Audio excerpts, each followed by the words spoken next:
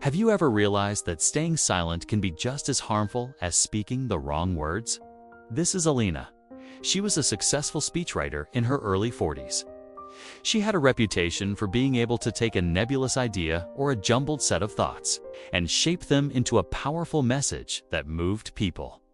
She wrote speeches that rallied crowds and inspired them to take action, to vote, to donate, to protest, to rise up and demand change.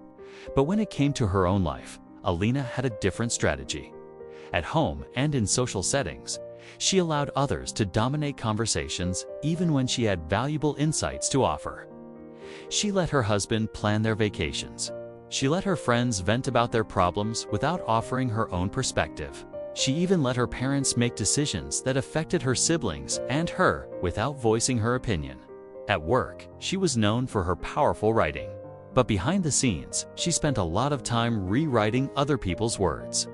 Alina was good at making sure everyone else sounded smart and articulate, but she rarely spoke up with her own ideas. She was afraid of controversy and criticism, so she kept quiet, hoping to avoid any uncomfortable conversations. Alina told herself that she didn't need to speak up because she was a professional, and professionals keep their personal lives out of their work. That's what Alina believed. But one day, her father was misdiagnosed due to systemic healthcare issues, and he lost precious time that could have been used for treatment. When family members got together to figure out their next steps, they were angry and frustrated. Alina watched as her normally vibrant and talkative mother became quiet and defeated.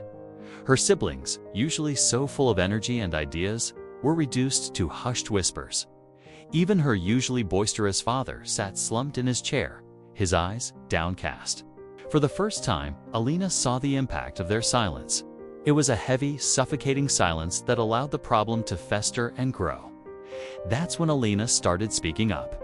She wrote an op-ed under her own name and shared it with her social media followers. She told her story and she advocated for change. And then she took it a step further. She stood up at a local town hall meeting and repeated her story in front of the entire community. Alina's actions didn't just help her family. They inspired other people to come forward with their own stories. The hospital eventually reviewed its practices and made changes to prevent other families from going through what Alina's family had endured. And that's why we should all be careful of the dangers of silence. It may seem easier to stay quiet, but sometimes speaking up is the only way to bring about real change.